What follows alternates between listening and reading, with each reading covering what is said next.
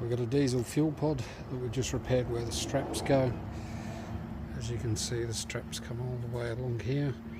Got a big crack all the way along there, and then pretty much the same on the other side. So the strap comes across and it's cracked next to it. The tank's actually bulged up there and there. That's probably what's caused it.